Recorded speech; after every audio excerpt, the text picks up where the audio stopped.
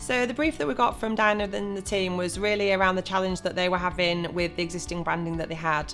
It used to be called Bondholders and Marketing Humber, and they got some feedback from a range of their clients around the fact that people were struggling to identify with it. It didn't represent who they were anymore. They feel as though they'd evolved a little bit since then. The bondholders have been active in this region for more than 25 years, and it's really important that we position ourselves so that we can strongly connect with all of our bondholders whilst representing all of these compelling stories on the national and international market.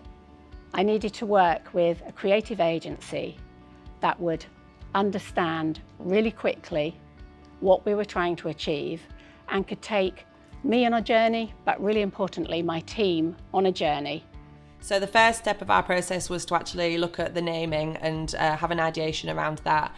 We got together as a team and we had a really good process over a period of different weeks to be able to think about what names we felt would work well, look at naming, look at availability, and making sure that we were really capturing the value of the organisation and putting that into a new naming process. And once we knew what the name was going to be, it was time to actually start working on the fun bit that we like the most, and that's actually bringing it to life and giving it a personality.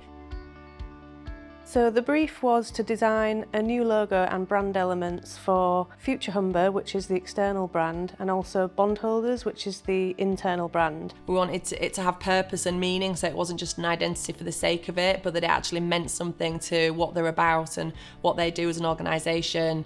We also wanted it to have really strong recognition and be something that you could spot anywhere and identify and go, oh yeah, I recognise that, I've seen that before, that's who they are. So the three things that I kept in my mind then were make it simpler, modular. I said that weird, hang on, let me say that again.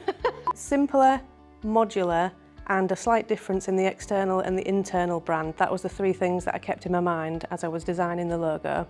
So I started looking at the shapes in the Humber Bridge, the curves of the suspension, the straight lines of the towers. By making these simple shapes and repeating them, we realised that we could make what looked like letters, the letter H and B for Humber, and then by swapping them around, BH for Bondholders.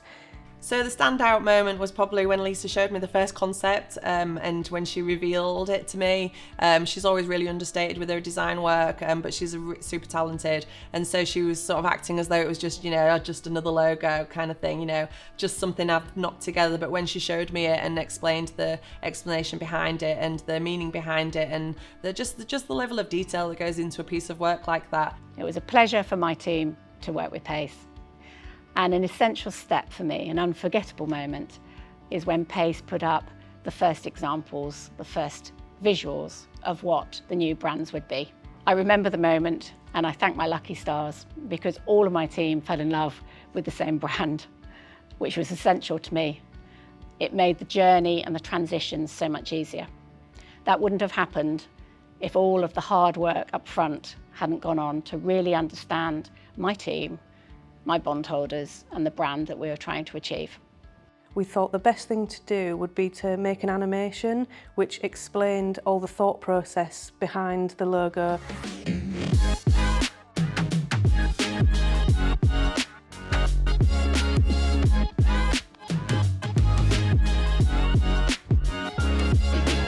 The feedback we got from that was really good, and all the bondholder members understood where the brand had come from and really bought into it.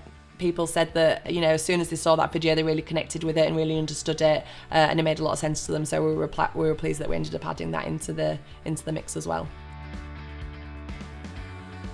It was really smooth. We were really, really impressed with the rollout because everything that we produced as a mock-up ended up literally perfect example of how we'd envisioned it from everything that they produced ended up a perfect example of how we'd